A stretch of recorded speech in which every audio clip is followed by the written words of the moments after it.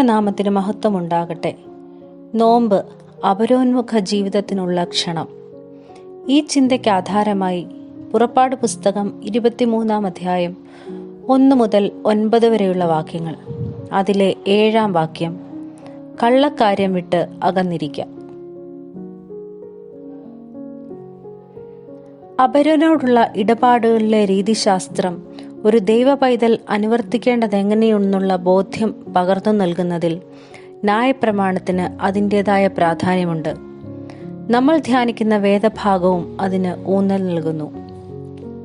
ഒരുവന്റെ വാക്കും ചിന്തയും പ്രവൃത്തിയും അപരനെ എങ്ങനെ ബാധിക്കും എന്നതിൻ്റെ അളവുകോലിലാണ് ഒരാൾ തൻ്റെ വാക്കിനെയും പ്രവൃത്തിയെയും ചിന്തയെയും വിലയിരുത്തേണ്ടത്. ഭരിക്കുന്നവരോടായി ഒരിക്കലും മറക്കാൻ പാടില്ലാത്തതായി ഗാന്ധിജി പറഞ്ഞ കാര്യം ഇവിടെയും പ്രസക്തമാണ്. ഗാന്ധിജി പറയുന്നു, നിങ്ങൾക്ക് എപ്പോഴെങ്കിലും സംശയം തോന്നുന്നുവോ? ഇനി പറയുന്ന പരീക്ഷണം നടത്തുക. നിങ്ങൾക്കറിയാവുന്ന ഏറ്റവും പാവപ്പെട്ട വ്യക്തിയെ ഓർക്കുക. എന്നിട്ട് നിങ്ങൾ ചെയ്യാൻ പോകുന്ന കാര്യം കൊണ്ട് ആ വ്യക്തിക്ക് എന്തെങ്കിലും പ്രയോജനമുണ്ടോ എന്ന് നോക്കുക. അവർക്കെന്തെങ്കിലും നേട്ടമുണ്ടാകുമോ എന്ന് ആലോചിക്കുക. നിങ്ങൾ നടപ്പാക്കാൻ ഉദ്ദേശിക്കുന്ന കാര്യം വിശന്നിരിക്കേണ്ട ദരിദ്രരായ ലക്ഷക്കണക്കിന് പേരെ സ്വാതന്ത്ര്യത്തിലേക്ക് നയിക്കുമോ എന്ന് നിങ്ങളോട് തന്നെ ചോദിക്കുക. ഓരോരുത്തരും തങ്ങളുടെ അനുദിന ജീവിത വ്യാപാരങ്ങളിൽ ചോദിക്കേണ്ട ചോദ്യമാണിത്. എൻ്റെ മനോവ്യാപാരങ്ങളുടെയും ജീവിതക്രമങ്ങളുടെയും പരിണിത ഫലം മറ്റൊരാളിൽ ഏതു വിധത്തിലാണ് പ്രതിഫലിക്കുക എന്ന്. വ്യാജവർത്തമാനവും കള്ളസത്യവും താൽക്കാലിക നേട്ടമോ ലാഭമോ സമ്മാനിക്കുമെങ്കിലും ഒരുവൻ അർഹമായ നീതിയെ അത് തകർത്തു കളയുന്നു. ഒപ്പമുള്ളവർ ഭൂരിപക്ഷമോ ന്യൂനപക്ഷമോ എന്നതല്ല എൻ്റെ പക്ഷം തീരുമാനിക്കേണ്ടത്. ഭൂരിപക്ഷത്തിൻ്റെ ശരികളാണ് സത്യമെന്ന ധാരണ തെറ്റാണ്. ഭൂരിപക്ഷം പലപ്പോഴും ശക്തനോടൊപ്പം നിലകൊള്ളാൻ മനസ്സു കാണിക്കുന്നു. പ്രസ്തുത വ്യവഹാരത്തിൽ ദരിദ്രൻ ന്യൂനപക്ഷമോ ദുർബലനോ ആയി പോകുന്നു. ഭൂരിപക്ഷമാകരുത് നമ്മുടെ നീതിബോധത്തെ നിയന്ത്രിക്കുന്നത്. നമ്മുടെ വിരോധിയിൽ നിന്നും നമ്മളെ വ്യത്യസ്തരാക്കുന്നത് നമ്മുടെ സമീപനമാണ്. അവർ നമുക്ക് ദോഷം നിരൂപിക്കുന്നത് പോലെ നാമും അവരുടെ വീഴ്ചകളെ ആഘോഷിക്കുകയോ നഷ്ടങ്ങളിൽ സന്തോഷിക്കുകയോ ചെയ്യുമ്പോൾ നമ്മളും അവരും തമ്മിൽ വ്യത്യാസമില്ലാത്തവരായി മാറുന്നു.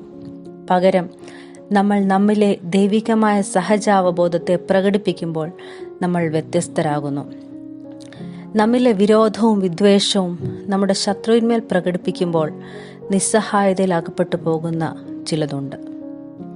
സത്യത്തോടും നീതിയോടും ചേർന്നിരിക്കാനുള്ള ക്ഷണമാണ് ഈ വേദഭാഗത്തിലെ മറ്റൊരു ചിന്ത. ദുഷ്ടതയോട് അകന്നിരിക്കണം. കാരണം ദൈവം ദുഷ്ടർക്കൊപ്പമോ ദുഷ്ടതയോടൊപ്പമോ അല്ല. ചില അനർഹമായ പ്രതിഫലങ്ങൾ മോഹിച്ച് നമ്മുടെ പ്രവൃത്തികളെ ചിട്ടപ്പെടുത്തിയാൽ നമ്മുടെ നീതിബോധം പലതിനും അടിയറവ് വയ്ക്കേണ്ടി വരും. നമ്മുടെ കാഴ്ചകളും കാഴ്ചപ്പാടുകളും അന്ധമാക്കുന്ന ശീലങ്ങളിൽ നിന്ന് വിട്ടുനിൽക്കാൻ ഈ വേദഭാഗം നമ്മെ ഓർമ്മിപ്പിക്കുന്നു. നമുക്കിടയിലെ ജീവിതങ്ങളോട് മാത്രമല്ല, നമുക്ക് പുറത്തുള്ളവരോടും, അതായത് പരദേശികളോടും ഉള്ള സമീപനം സ്നേഹത്തിൽ അധിഷ്ഠിതമായിരിക്കണം. നാമും പരദേശികളാണ് എന്ന ബോധവും നമ്മെ ഭരിക്കണം. അത്തരമൊരിടത്തിൽ നാം മറ്റുള്ളവരിൽ നിന്നും പ്രതീക്ഷിക്കുന്നത് നമ്മുടെ ഇടത്തിൽ ചെയ്യാൻ നാം ബാധ്യസ്ഥരല്ലേ? പ്രിയരെ, ഓരോ നോമ്പുകാലവും നമുക്ക് നമ്മിലേക്ക് നോക്കാനും അപരനിലേക്ക് നോക്കാനുമുള്ള കാലമാണ്. അപരന്റെ നന്മയാകട്ടെ നമ്മുടെ ചിന്തകളുടെയും പ്രവൃത്തികളുടെയും വാക്കുകളുടെയും ചാലകശക്തി. ഈ ചെറിയവർക്ക് ചെയ്തതെല്ലാം നാം ക്രിസ്തുവിന് തന്നെയാണ് ചെയ്യുന്നത്. ക്രിസ്തുവിന് വേണ്ടി ചെറിയവർക്ക് വൻ കാര്യങ്ങളെ ചെയ്യാൻ നമ്മുടെ ജീവിതങ്ങളെ ക്രമപ്പെടുത്താം. അതിന് നമ്മളെ തന്നെ സമർപ്പിക്കാം. നമുക്ക് പ്രാർത്ഥിക്കാം. ദൈവമേ, ലോകത്തിന് മനമയക്കുന്ന ഭ്രമങ്ങളോടകന്ന് നിന്നോട് ചേർന്ന് അപരോന്മുഖമായി ജീവിക്കുവാൻ ഞങ്ങളെ സഹായിക്കണമേ. ആമേൻ.